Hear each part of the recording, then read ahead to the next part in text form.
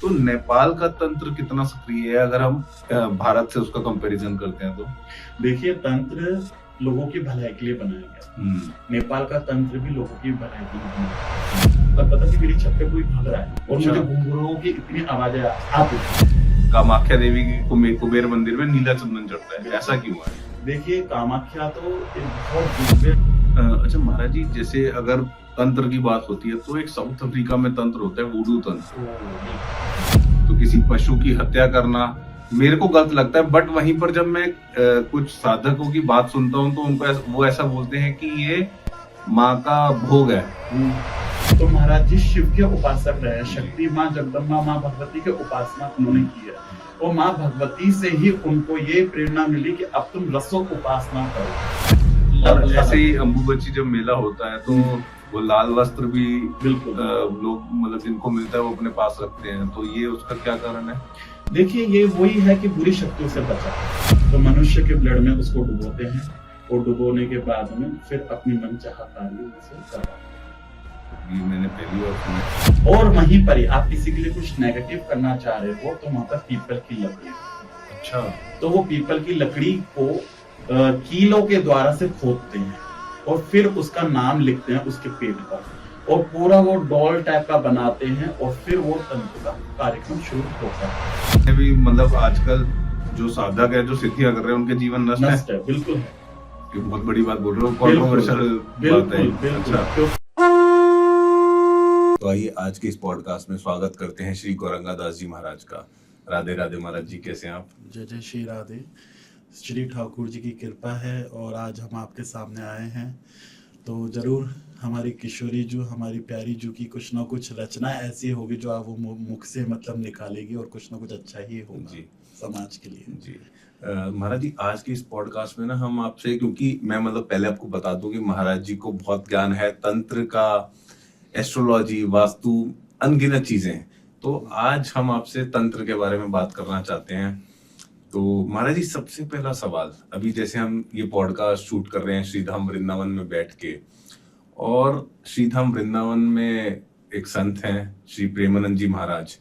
तो महाराज जी कहते हैं कि आप नाम जाप करो, राधा नाम लो या जिस भी नाम में आपकी रुचि है वो नाम जब आप करो आपका कुछ नहीं बिगड़ सकता और सब कुछ अच्छा ही होगा।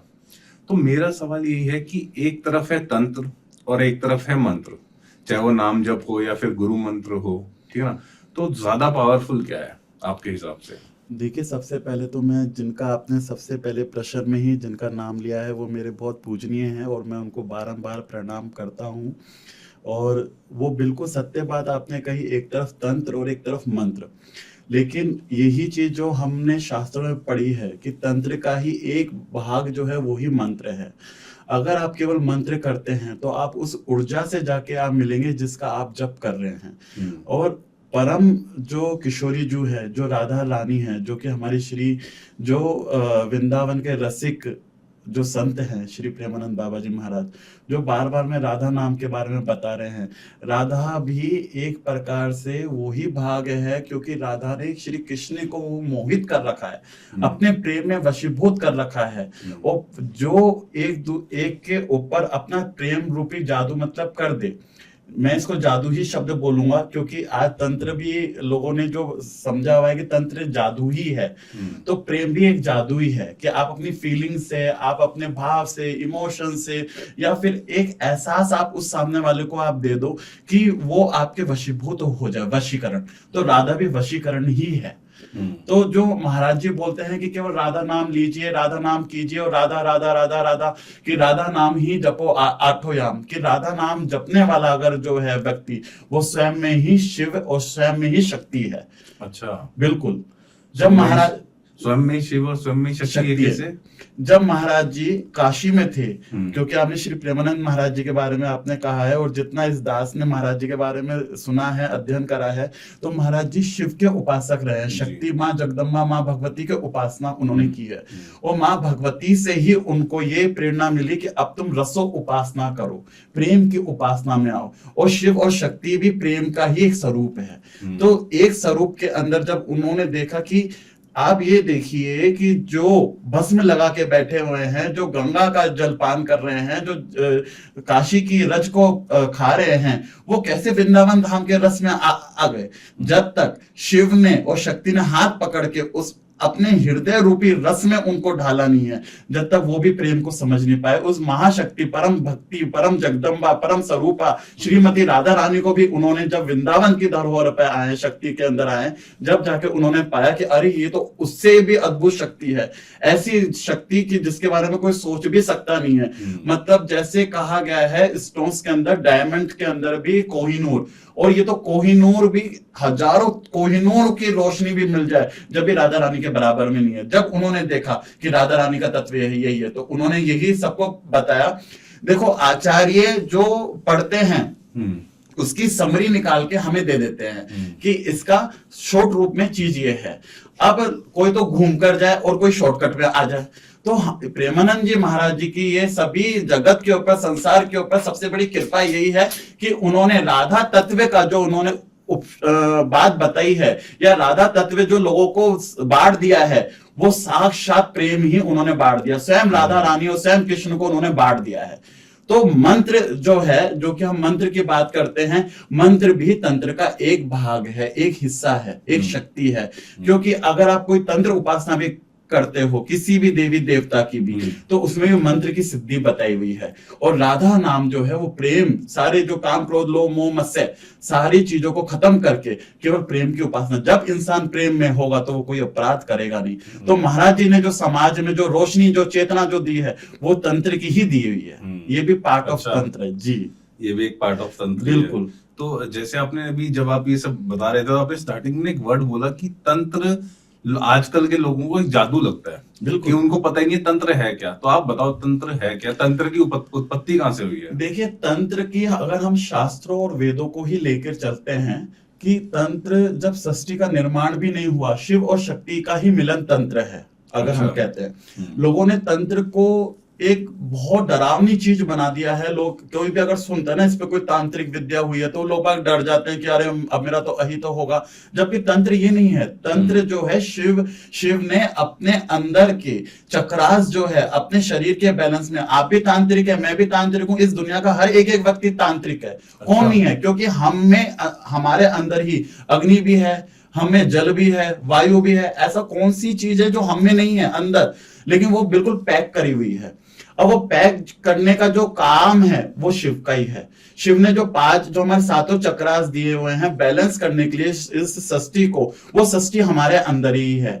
जब हम ध्यान करते हैं, बोलते ना कि किसी का, इंसान का मन खुश नहीं है तो डॉक्टर भी बोलते हैं कि तुम डिप्रेशन में जा रहे हो, तो डिप्रेशन की जगह तुम ध्यान करो, मेडिटेशन करो। तो मेडिटेशन भी तो शिव से ही तो निकला है। शिव जो है ना, शंकर समाधि में ढूंढते हैं किसको? श्रुतियां भी देख देख के कहे हारे जाती है, वो नाना रूप धारी उस शिव, उस सृष्टि के मदारी को गोपियां नचाती है। जो इस पूरी सृष्टि को नचा रहे हैं भगवान विष्णु, उस और छचिया पर छाछ पे कि जरा तुम नाच के हो दिखाओ। तो वो भी क्या है? वो भी तंत्री ही है कि अपने प्रेम के अंदर आके, अपने प्रेम के उस रसों में डूब के आप किसी से भी कुछ भी काम करवा सकते हो। आज आप ही हैं, अगर आपको मुझसे लगाव है, प्रेम है, और अगर मैं आपको बोलूंगा कि भैया मेरा ये कार्य है, तो आपके 10 काम आप छोड़ के आप मेरे काम में आप आ जाओगे। तो ये भी एक पार्ट ऑफ तंत्र है। इमोशंस, फीलिंग्स जो जागरूक करवाती है अपने अंदर को, तो हमारे अंदर जो चीजों की उत्पत्ति करवाती है वो भी तंत्र है। तो तंत्र की उत्पत्ति जो है शिव और शक्ति से हुई है।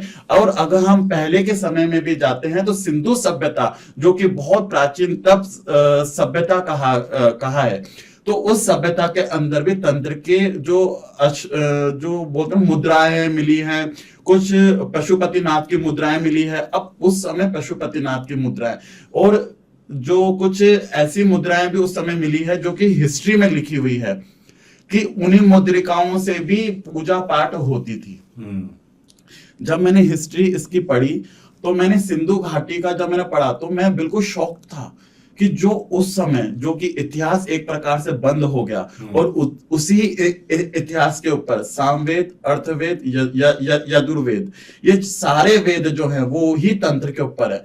क्योंकि किसी में आपकी बॉडी को मैनेज करने के लिए बताया गया है, किसी में आपकी बीमारियों को ठीक करने के लिए बताया हुआ है, और तंत्र भी यही है कि तंत्र कभी नहीं बोलेगा कि आप किसी का अहित करो, तंत्र कभी नहीं बोलेगा कि आप किसी फलाने का, आप किसी भी प्रकार से बुरा आप करो। उसके लिए भगवान बैठे हुए हैं, यूनिवर्स है। अगर आपने किसी के बारे में भी निंदा स्तुति करते हो या किसी के बारे में गलत सोचते हो, उसी क्षण यूनिवर्स में आपका मैसेज जाएगा। अब यूनिवर्स है क्या चीज? यूनिवर्स भी तंत्र है। अच्छा, बिल्कुल। ये जो संरचना हुई है धरती की, पूरी भूलोक की, ये जितने भी मंडल जो है ये सब तंत्र के अनुसार ही बने हुए हैं। ये जब हम किसी जगह का निर्माण भी करते हैं तो वहां पर हम एस्ट्रोलॉजर्स को बुलाते हैं कि आप हमारे घर का वास्तु भी एक बार आप देखो। तो वास्तु भी क्या है? वास्तु भी तंत्र ही है। कहीं पे नागों की विराजमान होते हैं, कहीं पे ग्रहों का विराजमान होते हैं, कहीं पे ब्राह्मणों की विराजमान होते हैं, कहीं पे सोल्ट का विराजमान होते हैं। तो जो जगह जगह पर जो स्थापित करते हैं, पार्ट ऑफ तंत्र। तो आपने जैसे ना अभी बताया कि तंत्र ये नहीं सिखाता कि किसी का अहित करो, बिल्कुल, है ना। ये हम मतलब जो तांत्रिक हैं कुछ कर रहे हैं, तो वहीं पर तंत्र में एक और चीज आती है, बलि। तंत्र में बलि प्रथा बहुत ज्यादा है कि बहुत चीजों की बलि दी जाती है। तो उसके बारे में आपकी क्या राय है? आप उसके बारे में क्या कहना चाहोगे? देखिए, तंत्र के दो भाग हैं। एक तो भाग है जो कि आपको शिव और शक्ति आपके इष्ट से मिला दे, और एक भाग है जो आपको सिद्धियों का प्राप्ति करवा के आपका जीवन नष्ट करवा दे, सिद्धियां प्राप्त करके जीवन नष्ट करवा दे। बिल्कुल। तो जितने भी मतलब आजकल जो साधक है जो सिद्धियां कर रहे हैं उनके जीवन नष्ट है। बिल्कुल है। ये बहुत बड़ी बात बोल रहे हो, कॉन्ट्रोवर्शियल बात है। बिल्कुल। अच्छा। क्योंकि आप ये देखिए, किसी ने अगर योगिनी को सिद्ध किया हुआ है, ये मेरे शब्द नहीं, हिस्ट्री के हैं। अगर कोई अगर कंट्रोवर्सी भी अगर करता है तो आप अध्ययन आप करो। कहते हैं कि अगर हर भक्ति, तंत्र भी भक्ति है जो कि ईश्वर से मिलान करवा देता है। तंत्र भी जो है शिव और शक्ति आपके जन्म और मरण को पार कराने का एक रास्ता है। तंत्र भी आप ये मानिए कि आपके अंदर के अंदर जो भी किसी के प्रति ईर्ष्या भाव है, किसी के मन में देश भाव है या कोई जिज्ञासा है, उस भाव को खत्म करके आपको बिल्कुल एकदम ठंडे पानी की तरह आपको निर्मल बना देता है। तो तंत्र तो ये है। तो वहां पर आप किसी के बारे में गलत आप कैसे हो? अगर आपको तंत्र से, अगर आपके मन में धैर्यता, शीतलता, शांति, सहजता, सरलता, निर्मलता अगर नहीं प्राप्त हो रही है, तो वो आपको लेके जाएगा अलग रास्ते पे। जैसे आप ये मानिए, हमारी सारी पूजाओं में सीधे हाथ का होता है यूज। अब लेफ्ट हाथ का यूज कहाँ होता है? हमारे दिनचर्याओं के कुछ कार्यों में, जो हमने सब जानते हैं कि किस कार्य में है। तो वैसे ही सीधा हाथ हमेशा अच्छाई के लिए होगा। अगर आपने कुछ दान भी किया है तो सीधे हाथ से करा। हमारे शास्त्रों में पता है उल्टे हाथ से कभी भी दान होता नहीं है। किसी को अगर आप जल भी अगर आप दे रहे हैं तो आप अपने सीधे हाथ से आप उसको पिलाएंगे, उल्टे हाथ से नहीं। वैसे ही तंत्र है, तंत्र हमेशा अच्छाई के लिए ही बना है। बुराई के लिए अगर आप करते हैं तो इसका तो इफेक्ट आपके ऊपर भी आएगा, आपके परिवार के ऊपर भी आएगा। परंतु जैसे लोग बाग जादू टोना करते हैं, बहुत सारी चीजें भी ऐसे कर देते हैं कि जादू उसके घर में ढाल देना, या फिर कुछ पीली सरसों होती है। जबकि पीली सरसों का मतलब यह है कि आपके जीवन में कुछ भी नेगेटिव चीज अगर आ गई है या किसी ने कोई नजर लग गई है। अब जैसे आप ही है, आप बहुत सुंदर हैं, आप जब तैयार होकर आते हैं तो ऐसा लगता है कोई बहुत उच्च सोल, जो बहुत उच्च आत्मा जो है वो आपके अंदर विराजमान है।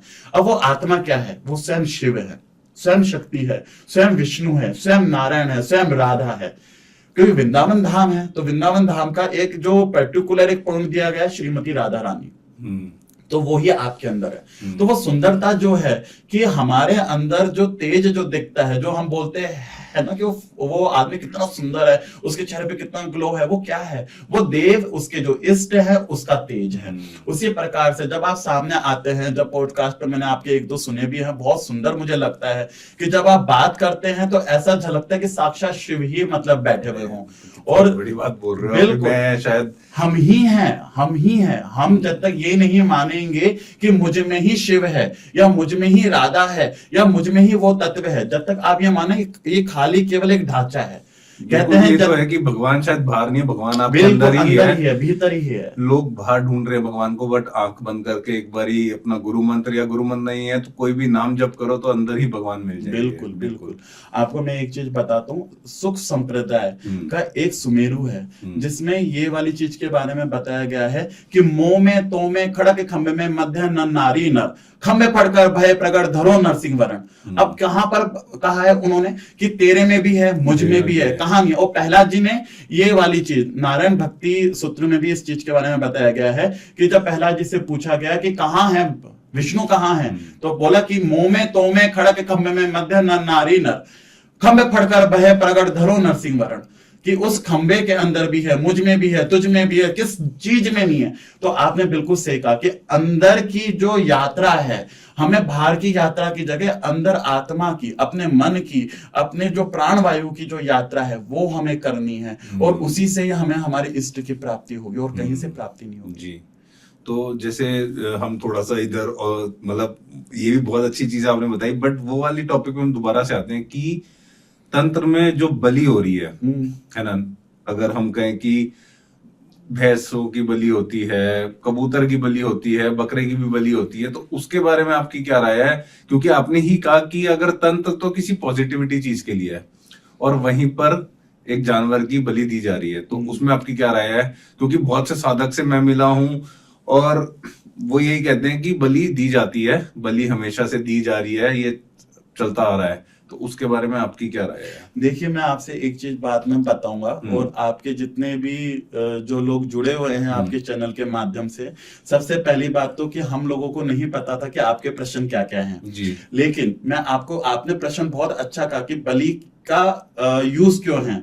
तो पहले मैं आपसे ये पूछना चाहूंगा कि आपकी नजर में बलि सही है या गलत है?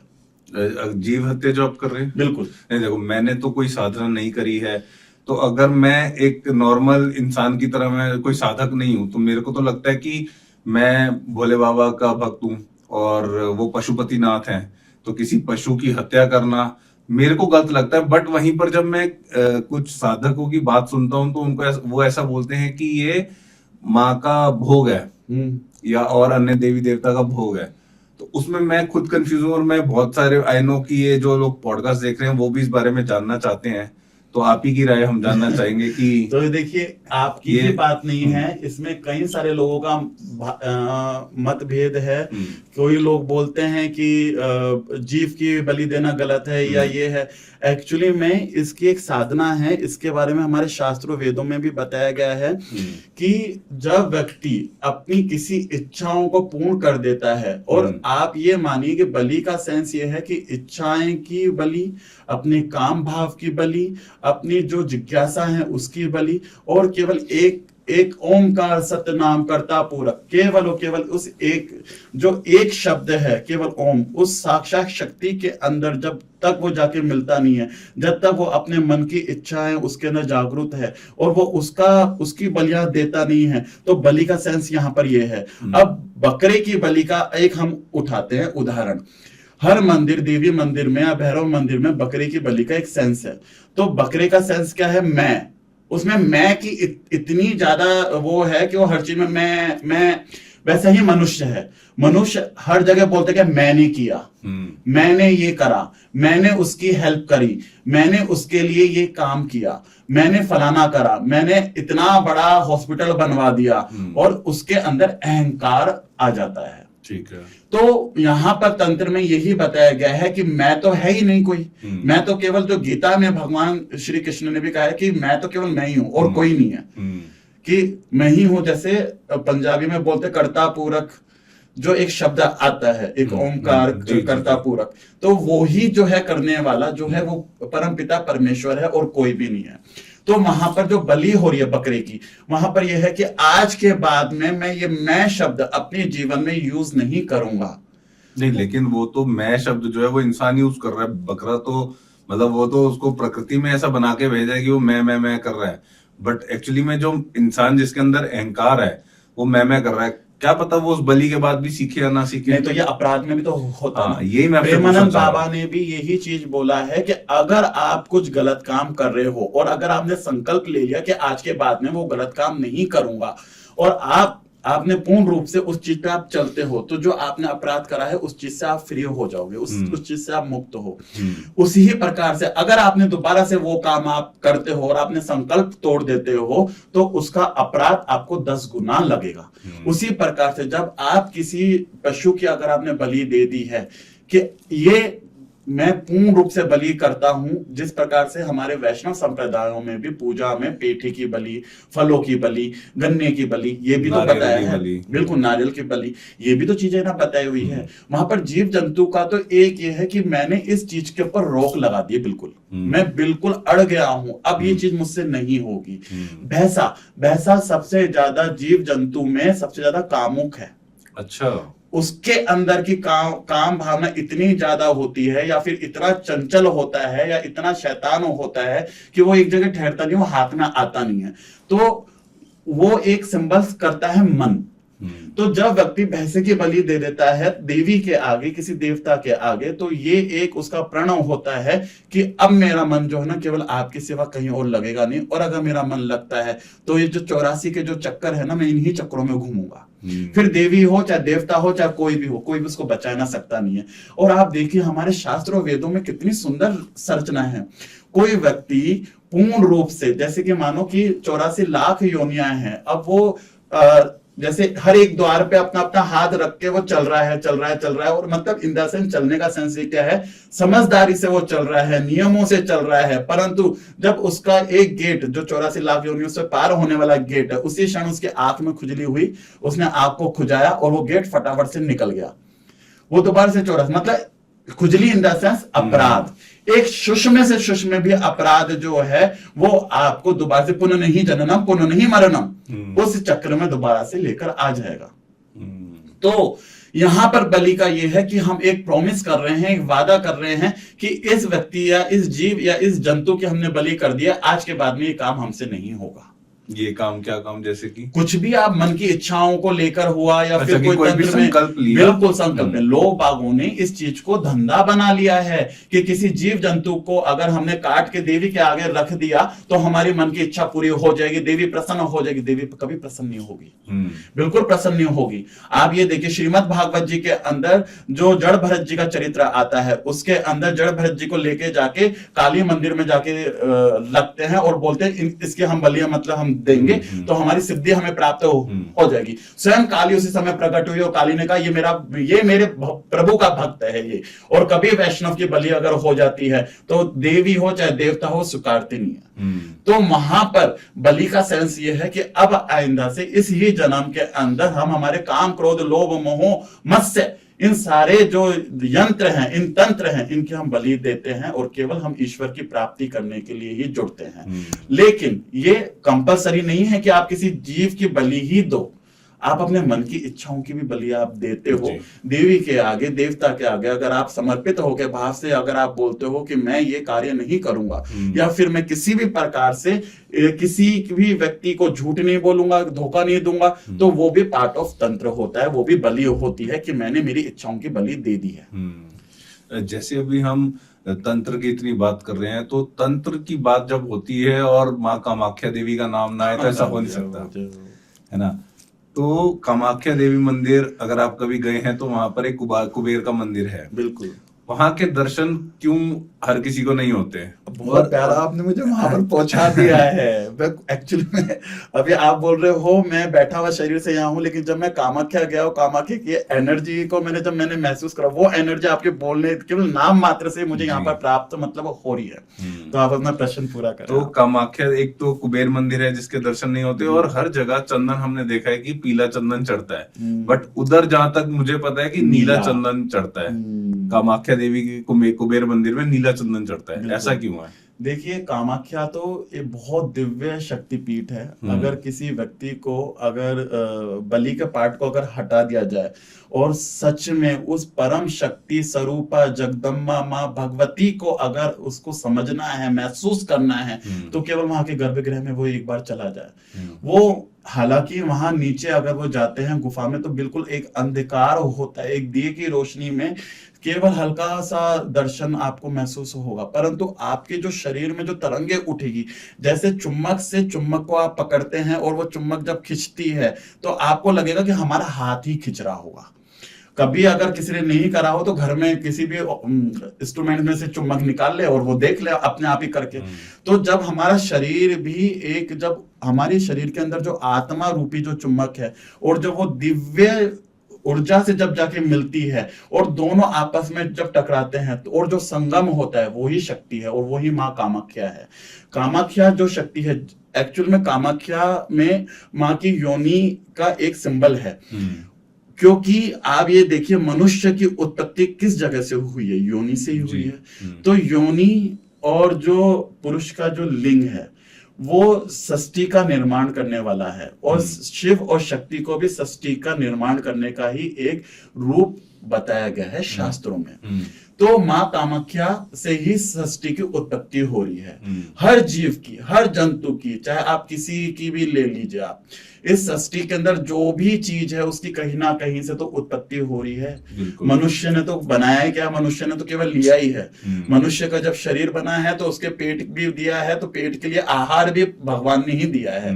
तो उत्पत्ति का जो रचयिता है वो माँ भगवती और भगवान शिव, और या फिर आप जिस भी अपने इष्ट को लेते हो, क्योंकि हर और हरि में किसी प्रकार का कोई भेद नहीं है। सर्वप्रथम तो आप ये मानिए, अब आप देखिए कुबेर, बहुत सुंदर प्रश्न करा आपने, क्योंकि कुबेर भगवान का वहां किसी को भी दर्शन पहली बात करवाते नहीं है। और वहां कुबेर जो है वो गुप्त रूप से, क्योंकि कुबेर भी तंत्र का ही एक हिस्सा है। मैं आपको बताऊं कि स्वयं गणपति, जिनको हम बोलते हैं कि जो रिद्धि सिद्धि के दाता हैं, गणपति भी बिल्कुल विघ्न हरता है, गणपति भी एक तंत्र का एक बहुत महत्वपूर्ण हिस्सा है।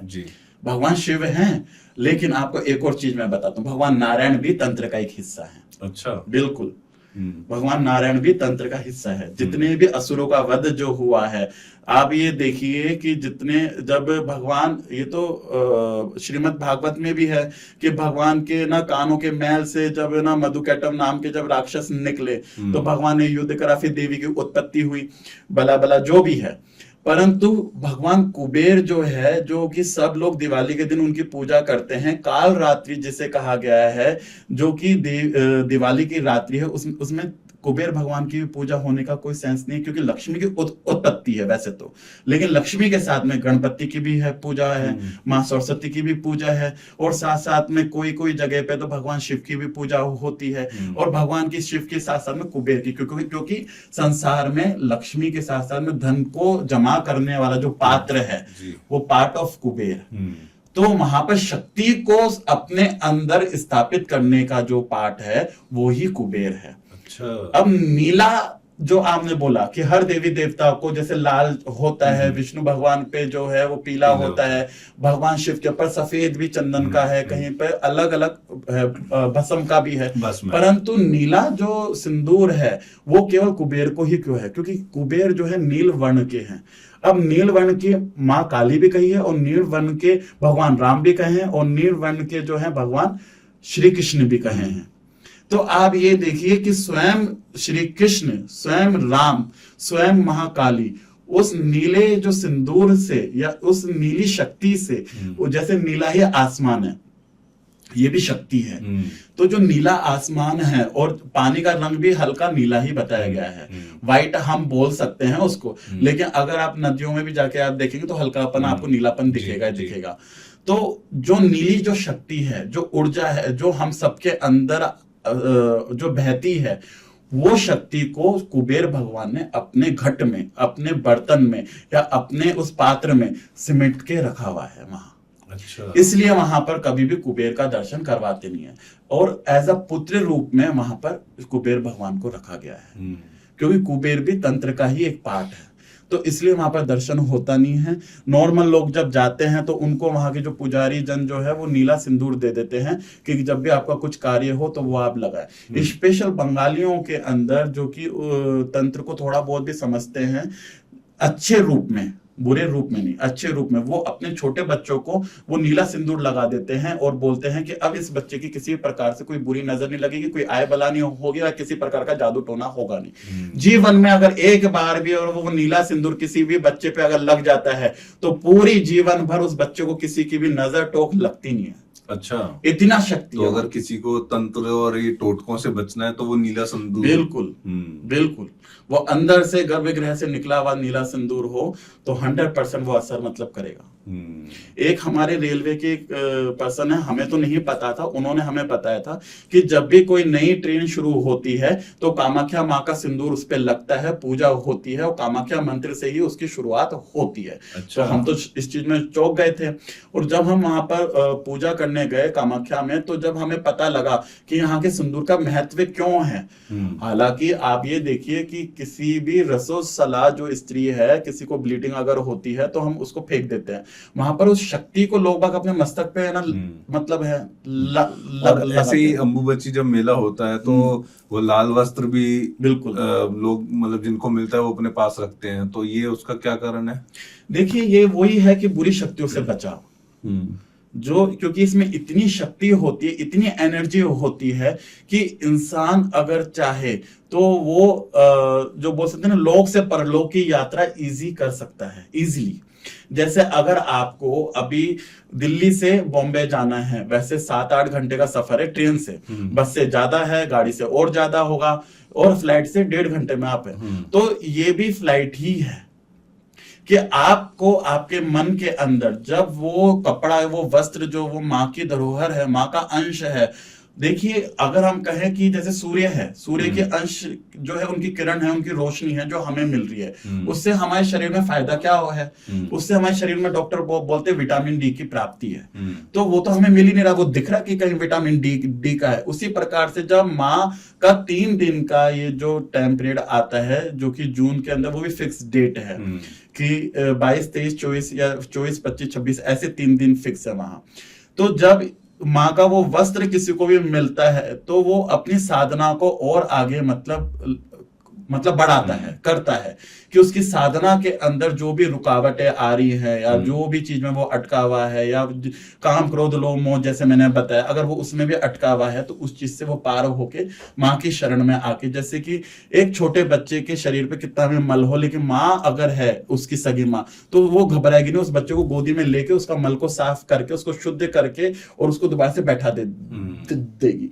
तो वैसे ही जगत की जो जननी है माँ, हम तो पूरे मल से, काम क्रोध लोभ मोह से लिपटे हुए हैं, और उस माँ के उस वस्त्र से जब हम लगते हैं, हमारी आत्मा, हमारे हृदय, हमारे शरीर से जब वो टच होता है, तो वो जो ऊर्जा हमें मिलती है, तो उससे हम बुरे कार्यों से हम बचते हैं। हमारे मन की जो नेगेटिव जो एनर्जी है वो खत्म होती है।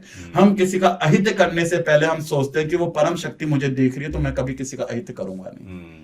अच्छा महाराज जी, जैसे अगर तंत्र की बात होती है तो एक साउथ अफ्रीका में तंत्र होता है, वुडू तंत्र। ओ बिल्कुल, बहुत बहुत भयानक तंत्र माना जाता है उसको।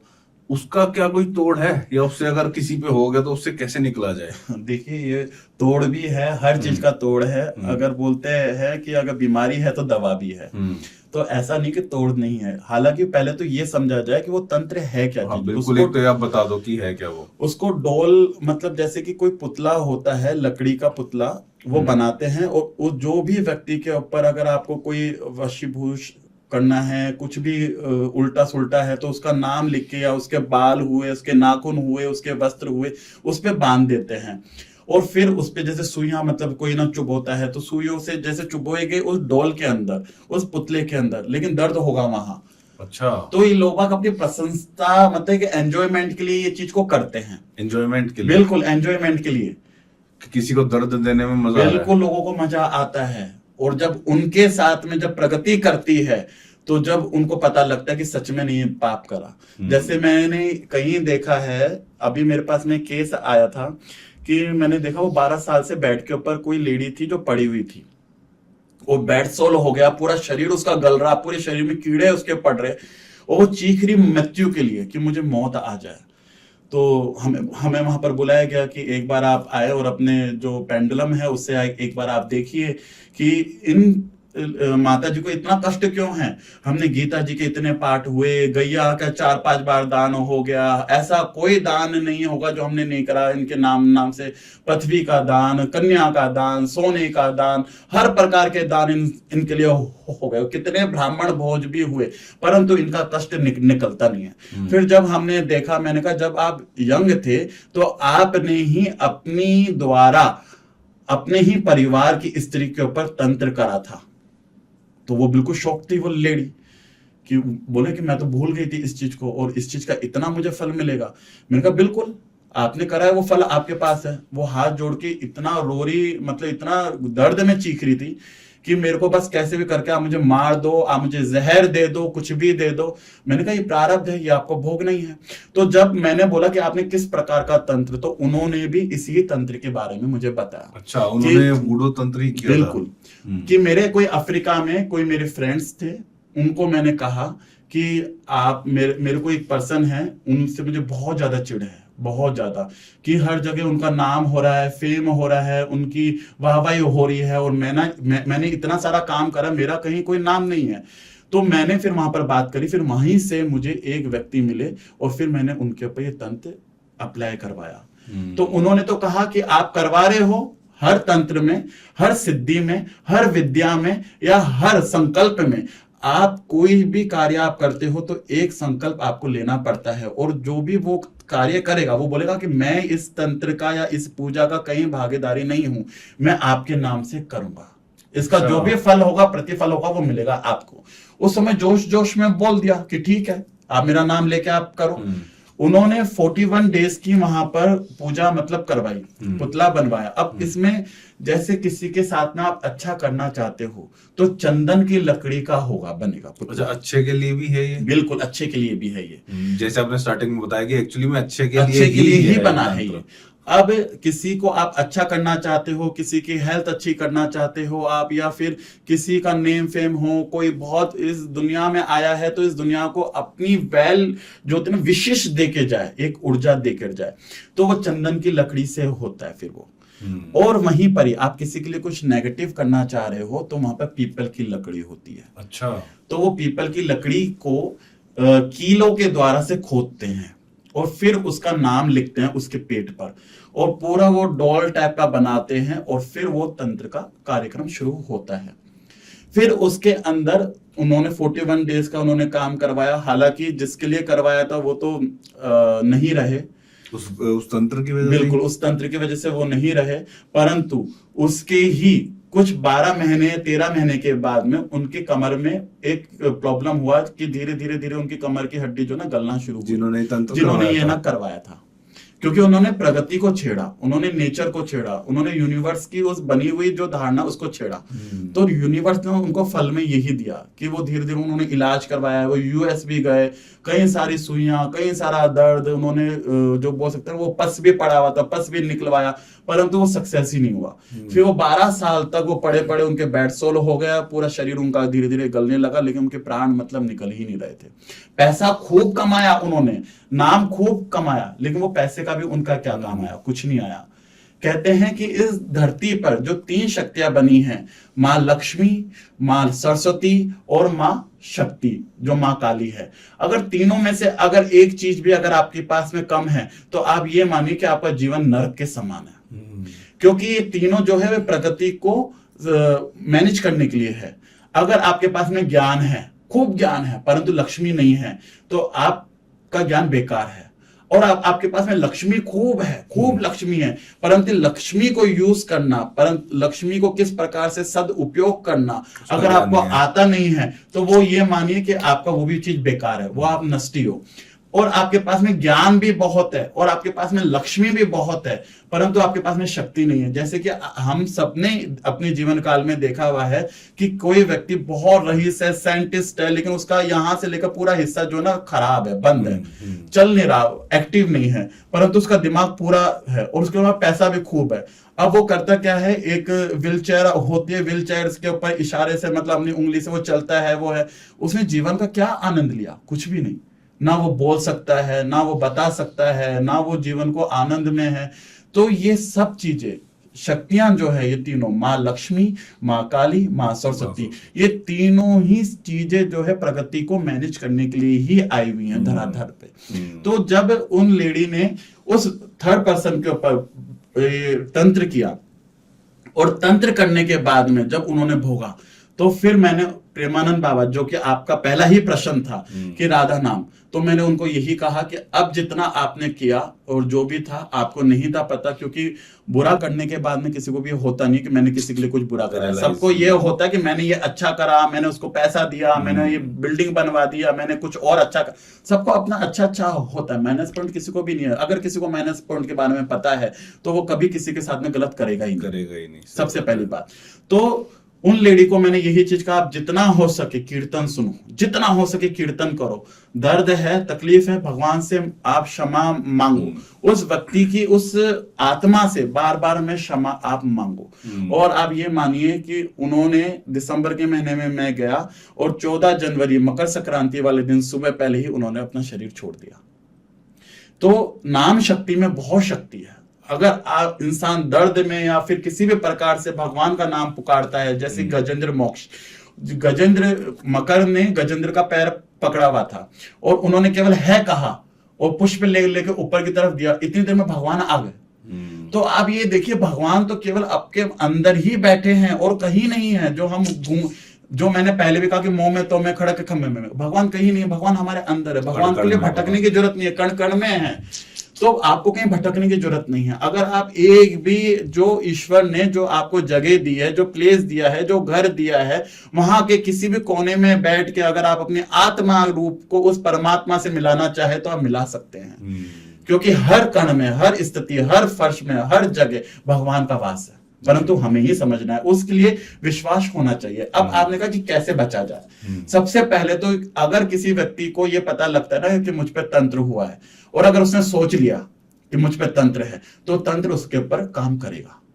और अगर उसने ये सोच लिया कि होने दो, मेरे साथ में मेरे भगवान है, मेरे साथ में मेरे राम है, मेरे साथ में हनुमान है, मेरे साथ में मेरे इष्ट का बल है, तो मुझे कुछ होगा नहीं। तो चाहे कितने से भी बड़े से बड़ा तंत्र हुआ हो, उसका कुछ भी बाल भी बाका होगा। बूढ़ू तंत्र जैसा भी कुछ भी हो, अच्छा कुछ भी हो, कि अगर उसका विश्वास अपने इष्ट में इतना है तो वो असर नहीं करेगा। ये चीज मेरे जीवन का है। आज से 8-9 साल पहले एक लेडी ने, मैं कहीं पर गया तो उन माताजी मेरे से चिढ़ गए थे। अच्छा। क्योंकि हमारा स्वभाव हमारे गुरुदेव की कृपा से इस प्रकार का है, हम बोलते स्पष्ट हैं। वो चाहती ये थी कि मैं उनकी थोड़ी सी बड़ाई करूं। तो मैंने कहा मैं केवल मेरे जीवन में बड़ाई करूंगा मेरे राम की और किसी की नहीं। तो उनको बहुत फील हुआ कि मेरी इंसल्ट हो गई, तो उन्होंने मेरे पर एक मतलब बुरी शक्ति जो थी वो मेरे पे छोड़ दी। अच्छा। अब ये मानिए मैं कई सालों तक मेरी तबीयत भी बहुत ज्यादा खराब रही, और मैं जैसे कि मानिए कि कई लोगों से मिला भी, संपर्क में भी आया, मैंने कहा मैं बहुत ज्यादा परेशान हूँ, मेरी तबीयत बहुत ज्यादा खराब रहती है, अभी मेरी एज भी नहीं है, इतनी तबीयत क्यों खराब है। और कुंडली मैं खुद देखता हूँ, हॉरोस्कोप मैंने देखना ही जब से शुरू करा था, क्योंकि मुझे कोई लॉजिक नहीं समझ में आ रहा था कि मेरी इतनी, कभी पेट का दर्द, कभी सर का दर्द, कभी कमर का दर्द। तो मेरे को कई सारे लोगों ने मिला, अच्छे अच्छे विद्वान पंडितों से मेरी मुलाकात हुई उस टाइम के अंदर। उन्होंने मुझे कहा आपके पास तंत्र विद्या है। मैंने एक ही चीज कहा, बड़े से बड़ा तंत्र भी आ जाए, जब तक मेरे साथ में मेरी राधा रानी है, मेरा कोई भी बाल बाका नहीं कर सकता, क्योंकि परम शक्ति मेरे साथ है। आप ये मानिए, मैं आपको मेरे जीवन की बिल्कुल सच्ची घटना है ये, कि जब मैं रात के समय सोता था तो रात को 12 बजे मुझे ऐसा लगता था कि मेरी छत पे कोई भग रहा है, और मुझे घुंघरूओं की इतनी आवाजें आती थी। एक बार एक बहुत बड़े विद्वान, जिनको मैं तांत्रिक भी अगर कहूं, शिव मार्गी हैं, तो वो इसी चीज को देखने के लिए वो मेरे साथ में रुके, आपके घर पर आए वो। और मैंने कहा देखना 12 ना बज रहे हैं घड़ी के हिसाब से, वो 12 बजे देखना आवाज आएगी। उनको भी फील हुई आवाज, उनको भी ऐसा लग रहा कोई भग रहा है, घुंघरू की आवाज आ रही है। तो आपको डेली ऐसी आवाज आती? डेली 8 साल तक। 8 साल तक? 8 साल तक। अच्छा। और 8 साल तक जो मैंने फेस करा, वो मैं यही चीज कहूंगा कि मेरी जगह अगर कोई होता तो या तो वो करोड़ों रुपया इन पूजा पाठों में, इन चीजों में लगाता, या फिर वो खुद सुसाइड मतलब कर लेता। और क्या क्या ऐसा क्या हुआ आपके साथ, जैसे आप कह रहे हो कि सुसाइड कर लेता? बिल्कुल ऐसी स्थिति बनती है इसमें। ऐसा क्या हुआ आपके साथ? बस वही है कि जब इंसान रात को सोएगा नहीं तो वो करेगा क्या, वो परेशान होगा, उसके हार्मोन्स अनबैलेंस हो जाएंगे, बहुत सारी चीजें हैं। वो दिन में भी उसी शक्ति को सुनेगा, पूरे समय वो डरेगा, वो बहुत ज्यादा। तो मेरे को उन पंडित जी ने कहा कि आपके साथ में ये इतने समय से हो रहा है और आप बिल्कुल एक मतलब हो। मैंने कहा देखो ये उसका काम है, वो आती है, घूमती है, फिरती है, भागती है, मुझे तो आज तक कभी दिखी नहीं। और मेरे मन में यही था, मैंने कहा आज तक जब मुझे अभी तक शामा शाम का दर्शन नहीं हुआ तो भूत प्रेत का दर्शन करके मेरा क्या होगा। मैंने कहा देखेंगे तो पहले यही। बोले यही तुम्हारे मन की जो चेतना है, यही जो एनर्जी है कि सबसे पहले मुझे अगर दर्शन मेरे जीवन में होगा तो वो मेरे प्रभु का होगा, बाकी किसी भी शक्ति का होगा नहीं। तो वो आती है, घूमती है, डराती है, परंतु तुम डरते नहीं हो, इस कारण से तुम बचे हुए हो आज तक। मैंने कहा बिल्कुल सही बात है ये। बोले कि लोग बागों को इतना भय, क्योंकि उस समय की एनर्जी, भैया मैं आपको सच में बताऊं, इतना डरावना सीन होता था उस समय, रात को 12 बजे का सीन, कि ऐसा लगता था कि अभी ऊपर से कोई भग रहा है, कोई मेरे पास से भग रहा है, कोई इधर से भग रहा है। और ये होता था केवल 15 मिनट के लिए, डेली 12 बजे से लेकर 12:15। डेली मैं किसी भी जगह, किसी भी घर, किसी भी देश, किसी भी कोने में हूं दुनिया के, वहां पर मेरे साथ में ये चीज फिक्स। अच्छा, अगर फॉर एग्जांपल आप अपने घर की जगह कहीं और भी हो, वहां भी होगा? बिल्कुल फिक्स 12 बजे का, मतलब वो आपके साथ अटैच हो गई थी वो बिल्कुल इवन अगर मैं 12 बजे जैसे कहीं बैठा हुआ हूं 10 लोगों के साथ में भी, उनसे बातचीत अगर है तो फिक्स 12 बजे उन लोगों को भी आवाज आएगी। अच्छा। वो बोलेंगे कि कोई बच्चा भग रहा है ऊपर, देखो कौन है बच्चा जो रात को 12 बजे ना खेल रहा है। अब मुझे तो अंदर से पता है कि कौन ऊपर है, घूम रहा है। तो जब मैंने रामकृष्ण परमहंस का एक चीज मैंने पढ़ी कि विवेकानंद गंगा के किनारे पे खड़े होके, और जब रामकृष्ण परमहंस के आश्रम की तरफ देखते हैं तो वो देखते क्या है कि उधर की तरफ से अगर जब रामकृष्ण मिशन परमहंस जब चलते हुए आ रहे हैं तो उनको दिखता है कि भगवान शिव बड़ी बड़ी जटाएं एकदम ऐसे हाथ में त्रिशूल लेकर आ रहे हैं, एक ही व्यक्ति। और जब वो ऐसे जब जा रहे हैं तो पीछे से वो देखते कि मां काली है। तो उसी प्रकार से केवल सोचने मात्र से मैंने सोचा ये कि ऊपर जो घूम रहा है ये केवल मेरी प्यारी जू, मेरी किशोरी जू की सखियां हैं, जो कि रास के समय आई हैं और एक दिन मुझे भी इनके साथ में मुझे जाना है। मैंने उस चीज में बिल्कुल भी नेगेटिव सोचा ही नहीं, और कोई कुछ नहीं। जो मेरे गुरु मंत्र, जैसे कि आपने पहले कहा कि मंत्र और तंत्र, तो मैंने केवल अपने मंत्र के ऊपर ध्यान दिया, अपना मंत्र करा, दिन भर अपना मंत्र करता था। और आज आपके सामने बिल्कुल फ्री हूं। 8 साल का जो था योग पूरा हुआ, तबीयत जो थी होनी थी खराब, जो भी था हुआ, लेकिन मैं बिल्कुल स्वस्थ हूं, आपके सामने हूं। क्योंकि मुझे एक साधे सब सदे, मुझे मेरे इष्ट के ऊपर, मुझे मेरी राधा रानी के ऊपर, मुझे मेरे ठाकुर के ऊपर, मुझे मेरे वृंदावन के ऊपर और अपने गुरु के ऊपर इतना विश्वास है कि जब तक वो है मेरा कुछ होगा ही नहीं। जैसे प्रहलाद जी अग्नि में जाके बैठ गए और बोले कि मेरे साथ में मेरे नारायण है तो मेरे साथ में कुछ होगा ही नहीं, वैसे ही मेरा भाव है जी। बहुत ही सुंदर। एक चीज और पूछनी महाराज जी, जैसे अभी हमने साउथ अफ्रीका की बात करी, नेपाल में भी तंत्र होता है। बिल्कुल।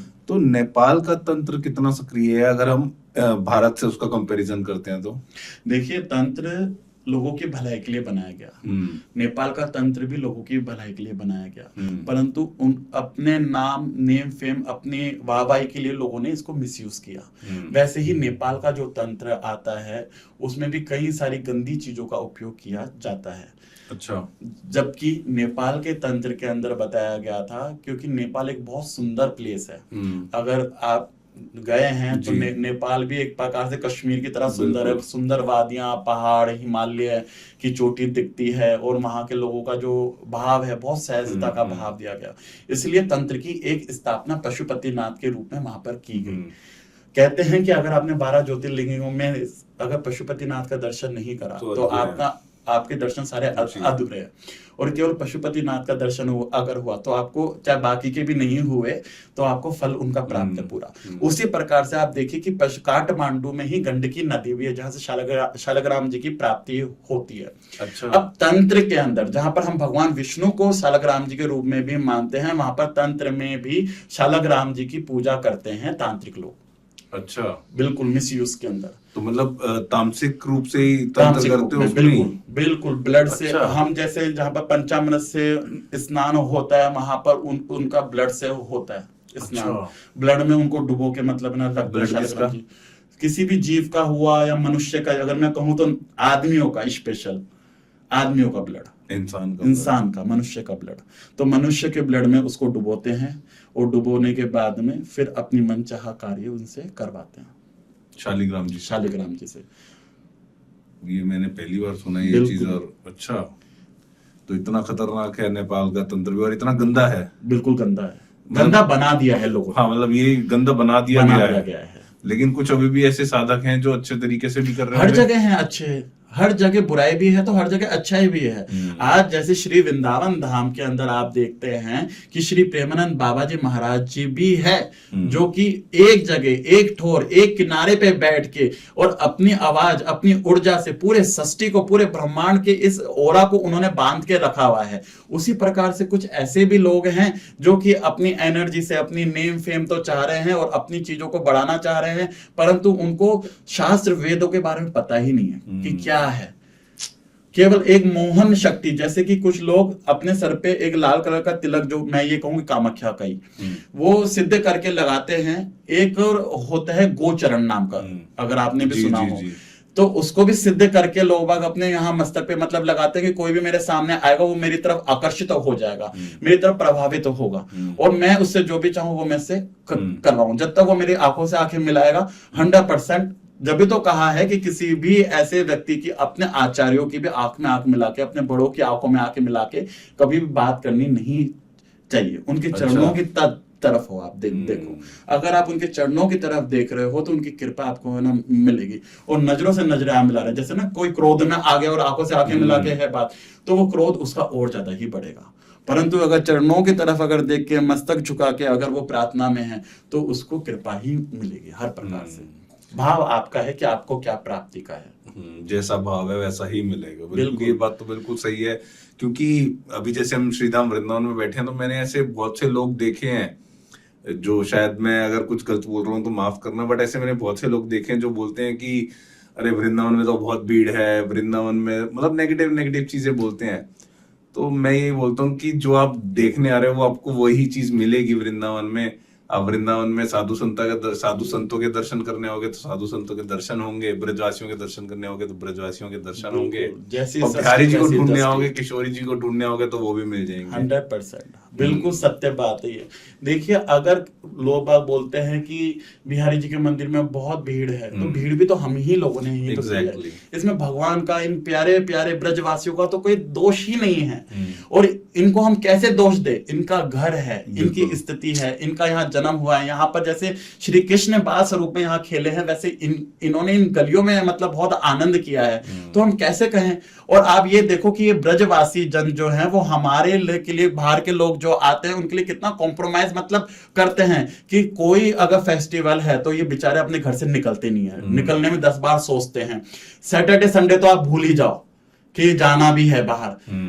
तो आप बिल्कुल कि औरों को, अगर हम घर के अंदर हैं तो बाहर का जो भी व्यक्ति आ रहा है वो इजीली दर्शन कर ले और अपने प्रभु से मिले जी। तो ये तो अच्छी चीज है ये। तो यहाँ के तो लोगों ने तो इतना कोऑपरेट किया हुआ है, बाहर के लोगों को भी तो ये चीज समझने वाली है बात कि आप अगर वीक में आप एक बार आ गए, आप ये मानिए ना कि आप 6 महीने में एक बार आए, और जो कि सब भूमि गोपाल की, हमारे वेद शास्त्रों में वाली चीज बताई हुई, सृष्टि जो है वृंदावन से जुड़ा हुआ, जैसे फरीदाबाद, फिर पलवर, फिर दिल्ली, फिर नोएडा, फिर जो भी है आपका, सब एक दूसरे से जुड़े हुए हैं। तो सब भूमि गोपाल की। आप जहां रह रहे हैं, आप जिस जगह पे बैठे हुए हैं, उसी जगह को आप वृंदावन बनाइए ना। आप सही बात है। क्यों आप बाहर भटक रहे हैं? आप ये देखिए, शास्त्रों वेदों में कथा आती है कि नारद जी भगवान विष्णु से एक बार ना टकराए और भगवान विष्णु कहे कि मैं कहीं छुपने की जगह देख रहा हूं। तो बोले प्रभु कहां पर आप ना छुपेंगे, मनुष्य तो आपको हर जगह है, पकड़ेंगे। तो बोले मैं एक ऐसी जगह ना छुपूंगा जहां पर मनुष्य मुझे ना ढूंढने में भी असंभव है। बोले कहां? बोले हर व्यक्ति के मन में, हृदय में। तो भगवान कहीं और नहीं, भगवान हमारे हृदय में ही है। तो मैं यही, और तंत्र भी हमें सिखाता यही है कि आप बाहर की यात्रा की जगह अपने अंतर आत्मा की यात्रा में आप जिस दिन बैठ गए, जिस दिन जुड़ गए, उस दिन आपको प्रभु का दर्शन, आपको साक्षात्कार हो जाएगा। आपको बाहर भटकने की जरूरत नहीं है। अच्छा महर्षि जी, जैसे हमने पूरे इस पॉडकास्ट में तंत्र की बात हम कर रहे हैं, तो तंत्र से शक्ति की प्राप्ति होती है, बिल्कुल, है ना। तो ऐसे ही अगर किसी को प्रेम रस की प्राप्ति करनी है तो वो किस संप्रदाय या फिर किससे जुड़ सकता है जिससे कि प्रेम रस की प्राप्ति हो? अगर किसी को शक्ति की प्राप्ति करनी है तो वो तंत्र कर रहा है, प्रेम रस की प्राप्ति के लिए क्या करें? देखिए, आपने ऐसा प्रश्न किया है जिस चीज में मैं जीवन भर मतलब रहता हूँ। जैसे आपकी श्री राधा वल्लभ संप्रदाय है, जो कि सखियों का संप्रदाय है, निकुंज उपासना का संप्रदाय है, उसी ही प्रकार से जयपुर धाम के अंदर सरस निकुंज करके एक और संप्रदाय है, सुख संप्रदाय, आचार्य पीठ। वहां के अगर आप आचार्य श्री श्री महाराज जी के, मैं नाम नहीं लूंगा क्योंकि मेरे लिए वो सर्वे सर्वा है, अगर आप उन श्री आचार्य का केवल एक मात्र अगर आप दर्शन आप कर लेंगे, हम बोलते हैं डंके की चोट पे कि किसी भी व्यक्ति में किसी भी प्रकार का कोई भी मन की इच्छा, जो संसारिक रूप की तो इच्छा हम क्या कहें, बल्कि ये कहे जिसको राधा रानी से भी मिलना हो, जिसको निकुंज देखना हो, तो श्री महाराज जी के चरणों में जाके बस वो बैठ जाए, उसको 100% प्राप्ति होगी। ये मेरे जीवन का अनुभव है। सरस निकुंज धाम साक्षात श्री वृंदावन धाम ही है, लेश मात्र भी अंतर नहीं है, लेश मात्र भी। और जो आचार्यों ने बता दिया गया है, लोग बाग जो आज दीक्षा के लिए कहीं पर भी जाके भटक रहे हैं, अरे मूर्खों, मेरी नजर में सब मूर्ख हैं वो, कि आप पहले देखो तो सही कि आपको जाना कहां है। जैसे किसी को कोई यूनिवर्सिटी में होता है कि मुझे डॉक्टर बनना है, तो डॉक्टर के वो यूनिवर्सिटी में जाएगा, इंजीनियर बनना है तो इंजीनियर वालों की यूनिवर्सिटी में होगा, वकील है तो वकील की। लेकिन अगर आपको सच में श्यामा शाम की प्राप्ति करनी है, रसो उपासना देखनी है, तो श्री वृंदावन के साथ साथ में श्री सरस निकुंज धाम भी हो जाए, और सरस निकुंज धाम में श्री महाराज जी के पास में जाके अगर 10 मिनट भी बैठ जाएगा, उसको निकुंज की प्राप्ति आराम से हो जाएगी। निकुंज प्राप्ति बिल्कुल निकुंज की प्राप्ति। और वैसे जैसे आपने कहा तो जयपुर को दूसरा वृंदावन भी कहा जाता है। बिल्कुल आप ये मानिए कि सरस निकुंज का जैसे आया, मेरा शरीर पूरा एकदम ऐसा हो गया खुश, मतलब मैं क्या कहूं आपको कि मैं कैसा फील मतलब कर रहा हूं, ऐसा आनंद में हो रहा हूं। और श्री महाराज जी का जो मुझे जीवन में प्रेम मिला है, मैं आपको बता नहीं सकता हूँ कि वो रहते वहां हैं, मुझे देखे हुए कई समय हो गया उनको, परंतु वो मेरे अंग संग है। और उनके पद, उनकी वाणी जी, जैसे आप हित 84 जी का पाठ आप करते हैं, सेवक जू का पाठ है आपका, आप टटिया स्थान के जो वाणी जी है केली माल, वैसे ही आप सरस निकुंज के जो सरस प्रताप है, आप सरस जो भक्तमाल है, अगर आप उनका पाठ अगर आप करें, या एक बार आप पढ़ लीजिए, बस मैं बोलता हूं एक बार आप बस पढ़ लीजिए। आप अगर किसी नशे में हैं, कोई शराब पीते हैं, कोई ड्रग्स है, या कोई भी अलग से कोई भी नशा अगर जीवन में है, वो भी फिर भी एक बार छूट जाएगा, परंतु ये प्रेम उपासना का नशा आपका छूटेगा नहीं, वो आप उसमें लिप्त हो जाएंगे। इनका ही एक भाव है कि उलझे दंपति सुलझत नाही, जो सुलझत है उलझत जाए। तो आप देखिए कि जहां वो प्रेम के अंदर कि प्रेम के दो खिलौना मतलब प्रिया प्रीतम जो है एक दूसरे के अंदर बंधे हुए हैं, और वो एक दूसरे से जितना वो खुलना चाह रहे हैं, दूर होना मतलब चाह रहे हो, उतने ही जाके जुड़ रहे हैं। तो जो आचार्यों ने बताया है, जो कि गुरुओं ने बताया है, उस गुरुओं की वाणी जो है अगर समझनी है तो एक बार सरस निकुंज में जाए आप।